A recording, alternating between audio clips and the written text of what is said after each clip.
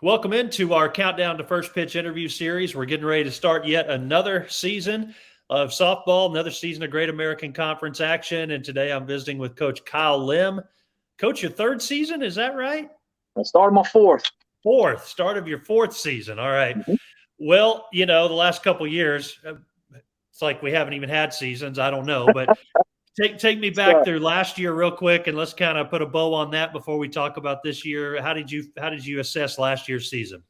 To be quite honest with you, I thought that during the middle of the season we kind of underachieved a little bit. I thought we were a little more talented than we showed on the field at times. So we couldn't quite get over the hump, but toward the end of the season we started playing our best ball and then rattled off 6 in a row to get into the conference tournament. So closed on a high note, looking and carry over some of that into this season as well too. I know the kids did. They went home. The girls went home and worked really hard in the off season.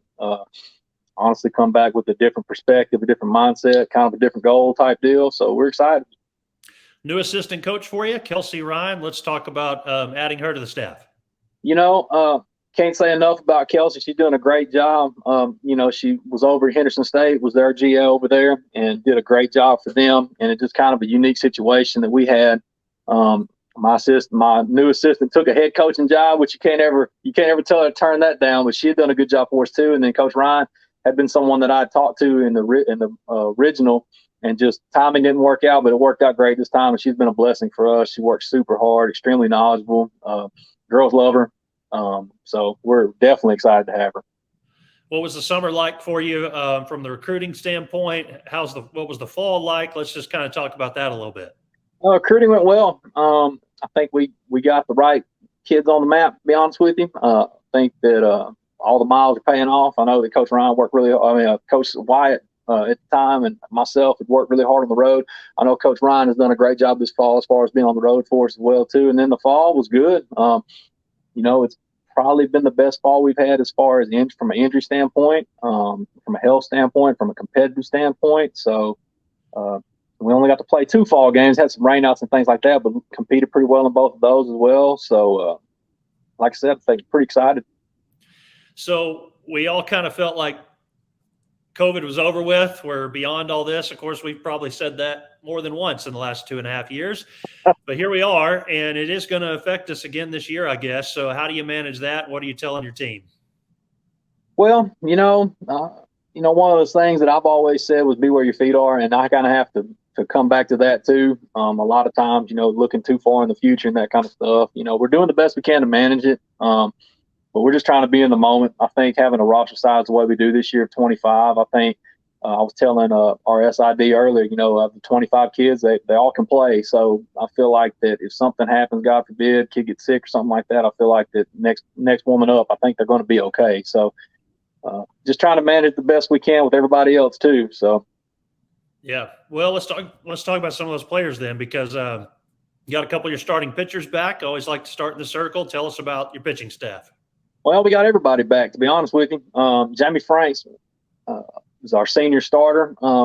It's kind of a weird situation. Not a weird. It's a great situation to have. We actually got 8 live arms this year. Wow. We have all 4 of our returners from last year. We brought in 4 freshmen this year. All of them complement each other very well. So I feel like from a staff perspective, I think we're pretty strong. I think that they complement each other well. They have some different characteristics that really play off each other well. But as far as an experience factor, having those 4 back, Jamie Franks, Alexis Peavy-House, Maddie Chandlerberg, and Sam Stevens looks to have a bigger role for us this year as well. And just having that year of experience on our belt, I know that Jamie last year was coming off a very severe ankle injury coming into the season, so I don't think we saw her best stuff last year. And I know Alexis was pitcher of the week in that final season of the week last year.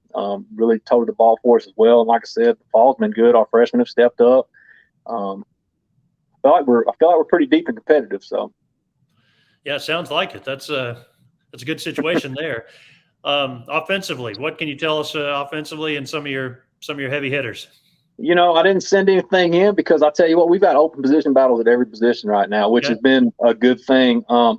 I'd love to say that our seniors, Caroline Tedder and Haley Cornell, we're going to play a big part for us as well. I know they've batted 3 and 4 and 5 in our lineup for the last couple of years. And I don't think we've seen the best ball out of them yet either. I know Caroline had a really good year during the COVID year and was on pace to have a pretty breakout year. probably not the season she wanted last year. Haley, same kind of story, really came on at the end last year and hit most of her home runs in conference play, especially in the last couple of weeks. And so I feel like they're going to be significant contributors for us. Summer Perkins was one of our shortstops last year. I think she's kind of migrated and found a home in the outfield. So it looks like her powerful bat and left-handed bat will be good for us. Got Bailey Camp back, our starting shortstop from last year. It was hitting, in a 340 clip for us. Madison Morrissey kind of came on last year in the outfield for us and hit, in the 340s, 350s. She was actually leading our team for a while, getting on base, being pesky. So Grace Neal comes back. She had a great fall for us. The hole's been second base for us. We knew Caitlin Stamper graduated last year. She'd been a 3-year starter over there for us, so we're still trying to figure out that scenario right now for us. I've got a transfer and a freshman over there. They're competing pretty hard for it right now. So, like I said, it's open season down here. It's pretty nice, to be honest with you, because it's a fight every day, and I feel like we're going to get the best out of them because of that too. Okay, well, what's the weather forecast for Bentonville on February 11th? Have you looked that far ahead yet? I'm gonna say sunny. Everything I say is sunny and 60s. That's what we want right there. So it's always a talking point. That, of course, the Albie Early tournament, and of course, longtime head coach there at Monticello. The people watching this will know that already. And of course, I skipped ahead. Let's go back just a week before that. You're going to play in the McGee-Hawkins tournament as well, and everybody knows Mike McGee from Ouachita and some legendary coaches there. But take us through your non-conference schedule or games and tournaments and what you hope to expect to see out of your team. And we just hope we get the games played because of weather. You never know. Well, going back to that, Mike was a great friend. He's a great man. Ronnie was the same way. Worked a long time. Actually, when I was doing some high school ball, he was our head umpire and chief and everything else. So it's a good thing. It's good for us to be able to go back this year and do that. Got some pretty good competition over there as well. Going to play Cameron and Midwestern State and Southwestern Baptist and Emporia right out of the gate. So we're looking to be pretty competitive, and then obviously roll over into Bentonville, which is always competitive. It's always a challenge with weather and stuff like that. But I think this year, the way the weather's been, as long as it's dry, I think the temperatures are going to be nice to us, hopefully. So we're due a good weather February. So.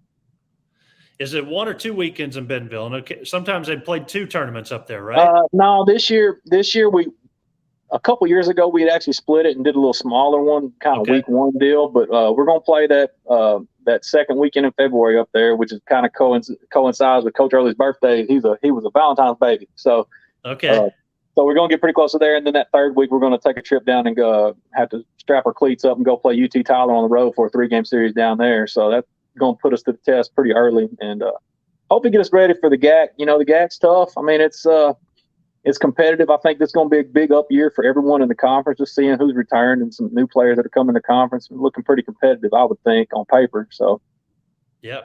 All right. Well, Coach Lim, I appreciate the time, and good luck to Monticello this year. Absolutely. Good to see you healthy, man. Thank you.